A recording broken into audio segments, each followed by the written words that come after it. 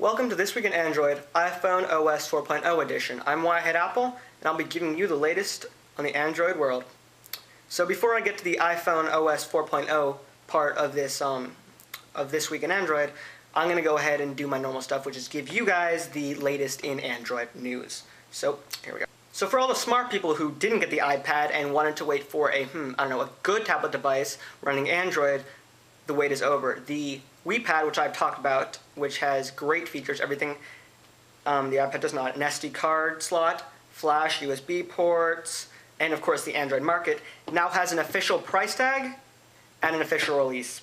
So the 16 gigabyte Wi-Fi only version will be priced at 449 euros, while its 32 gigabyte counterpart, which has a full 1080p display, it has GPS, and it has 3G connectivity, will be priced at 569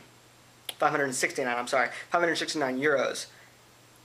It is set for a July release date in Europe, and there's no word for anything coming to the US yet. And right now this is the Android tablet to beat. But in bigger news, it has been announced that Google is in fact working on its own tablet, much like the Nexus 1.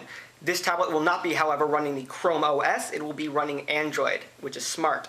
Apparently, Google CEO Eric Schmidt told this to a couple of people at a party he was throwing at his house.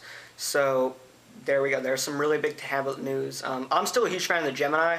I want some information on that. But if you guys want an Android tablet, there you go. Now for some app news for Android. So today, if you guys have a Verizon phone like the Droid or the HTC Aorus, the NFL Verizon app has officially been released. You can get it for free at the Android market. Also, a UPS app now is available in the Android market. You can go ahead and download it there. Just some quick app news. This week has been huge for Android phone news.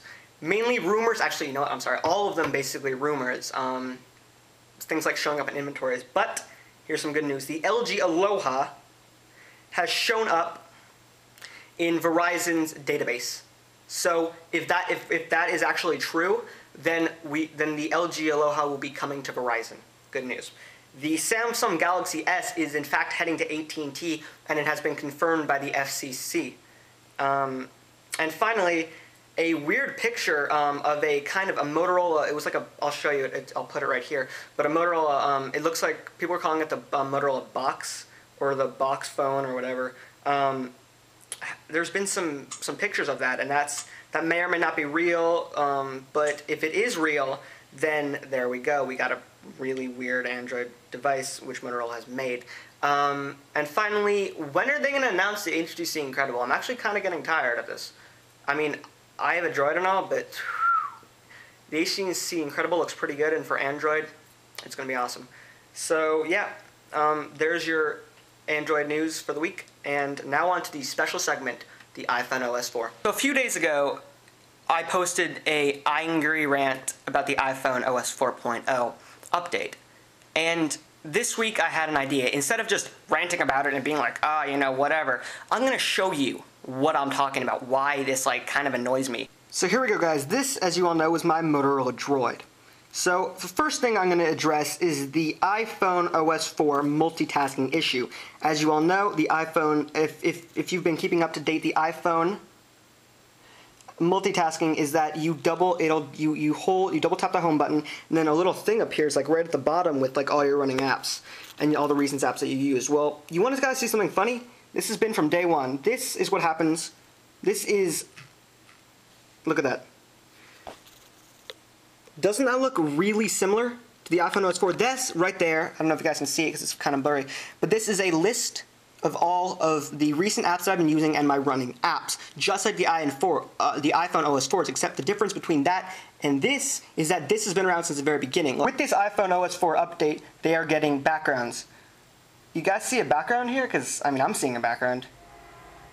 Because it's, we've had it since the very beginning. Anyway, now I'm going to go on to cameras. Look, if you click that, go down here, you tap that. That's digital zoom for you. Right there. So if you guys have been focusing, you also know that another addition to the iPhone OS 4.0 update is the ability to create folders. And yes, I admit that the way that they're creating folders in the iPhone is actually pretty nifty, but Android's been able to create folders from the very beginning. Watch.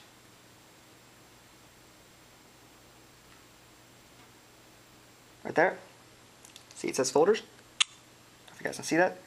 Then it's going to come up with a list. I'll zoom in here. Don't know if you guys can see that, but it says these are all the folders you can have. These are live folders too. So I'm just going to go ahead and create a folder right here. New folder. You'll see a folder appear right there. I'm not going to go ahead and I can drag apps into it. Click on it. And look, right there. There are my apps. And if I want, I can drag them out. And yeah. Okay, so that was basically just a rundown of what I've been talking about. If I forgot anything, I know about the games, the new social gaming thing, and you know what? Honestly, there's no real, there's nothing really on the Android to compare to that, but in the same time, you know, I don't think that it was I think it was actually, honestly, I'm going to be honest here, it was a good move for Apple, but it's kind of, I feel like it's, in a way, it's stepping its boundaries. But I can get to that later if you guys want. So I hope you guys have enjoyed this. I will keep you guys up to date on any information or news. And I'm Wyatt Apple, and I hope you guys enjoyed this. Peace out.